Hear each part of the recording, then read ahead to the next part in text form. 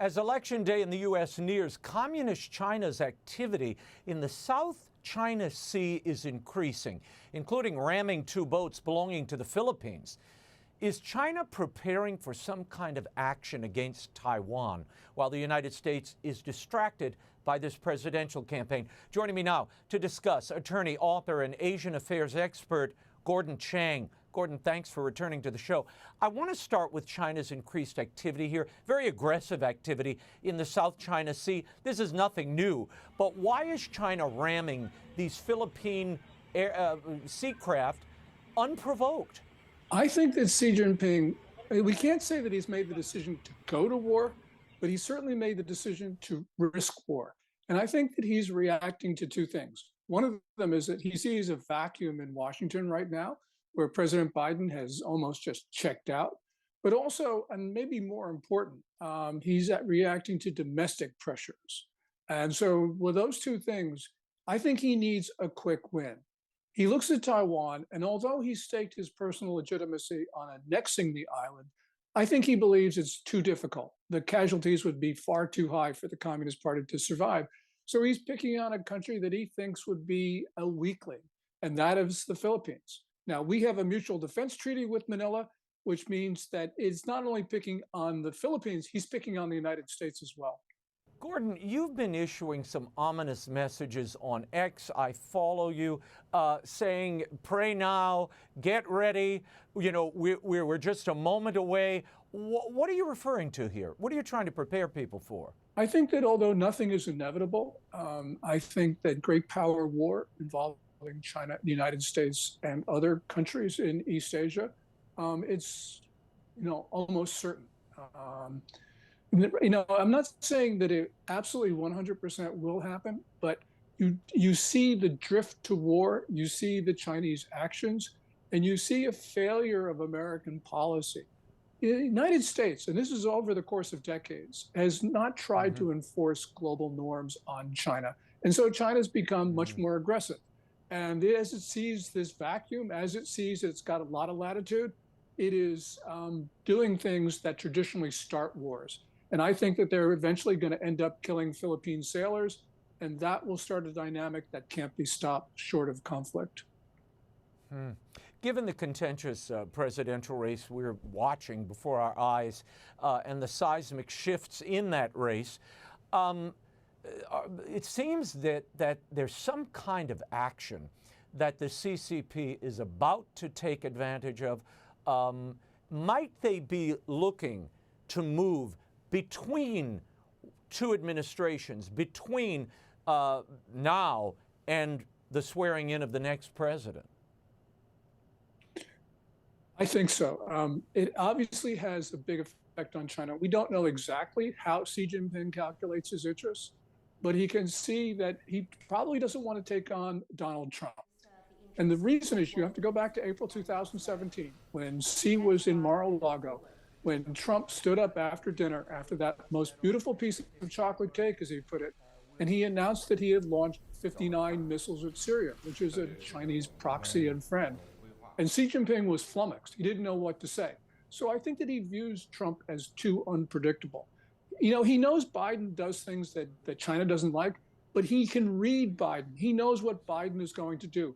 Biden is an open book to the Chinese. And so I think that they feel that if they're going to move, they're going to have to move before a Trump election. Speaking of new administrations, there's been a lot of chatter about Democratic candidate for Vice President Tim Walz and his potentially cozy relationship with China. Gordon, would he be a friendly partner to the CCP should he be elected? And what does his record tell us?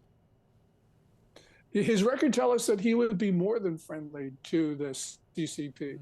The Daily Caller just dropped an investigation into his activities as governor with these Chinese front organizations in Minnesota, and it's a very disturbing pattern. This comes after a whole series of incidents covering decades that are difficult to explain. So, for instance, Waltz and his wife in 1994 established that company, Educational Travel Ventures, to take high school students to China. That had to have been approved by the United Front Work Department of the Communist Party. And the United Front Work Department is the part of the party that works to subvert foreign governments, especially the United States. So there's a very, very disturbing, suspicious pattern of behavior here. And it's not just one or two incidents, and it's not just in a specific period of time. It covers a pattern for decades. Wow. It's amazing that we don't hear more of that. I mean, if you had any other candidate that was potentially compromised in this way, I mean, surely with the number one foe of the United States globally, you would think there'd be a little more scrutiny in the press. I've seen very little, only on the margins and in some, alternative press sources. Yeah, well, this is right now a domestic campaign. It's focused on, on a lot of what's going on in the U.S., but also it's because we have a media now that doesn't call its favored candidates into account. And so we're not having an important, critical discussion on the vice president nominee of the Democratic Party. I can't say that he's a communist agent, but I have to say that he is too suspicious and he should not be anywhere near the Oval Office. And so I think that disqualifies the Democratic ticket. The China-Vatican deal, the details of which still remain secret, continues to be in effect. This week, the Vatican issued a statement on Tuesday expressing its, quote, satisfaction that the CCP has officially recognized a 95-year-old former underground Catholic bishop. Here's the quote: "The provision is a positive fruit of the dialogue established over the years between the Holy See and the Chinese government." Gordon, Bishop Xi was once under house arrest by the Chinese Communist Party for refusing to join the Catholic Patriotic Association, which is the state-run church. This bishop is well beyond retirement age. He's about to die any minute. So why is the Vatican so pleased by this supposed recognition by the CCP? How is this the fruit of dialogue? Hey, Raymond, don't get me started about the Vatican's relations with China, because I'm just angry beyond belief. I'm not a Catholic, but I am angry beyond belief because the Chinese violated the 2018 deal as soon as it was inked. The Vatican renewed it despite a repeated pattern of violations. I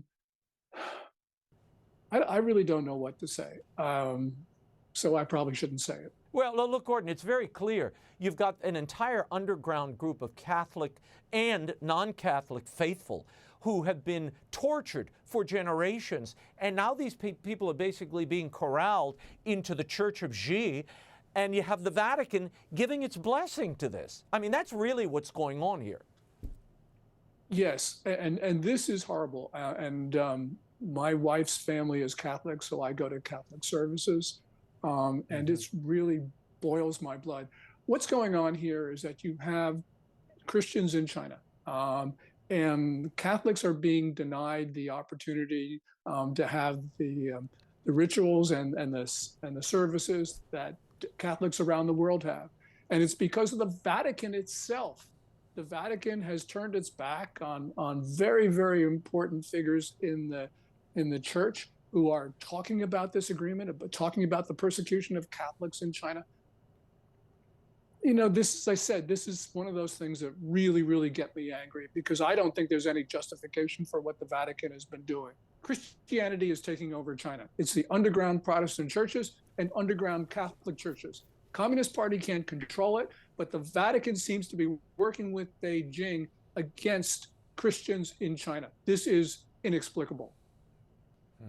Yeah, it's inexplicable to me why, first of all, why they entered into this agreement. I know the Pope wanted to make a visit to China, but it's not worth trading all his people for it. And on top of that, as you said earlier in our conversation, China is really bad at honoring its agreements, and they've done very little to honor whatever this agreement is, but it doesn't look like it's playing out well for the people on the ground. Gordon Chang, we could talk all day. Thank you so much for your insight. We'll leave it there. For the latest, you can follow Gordon on X at Gordon G. Chang. Thank you.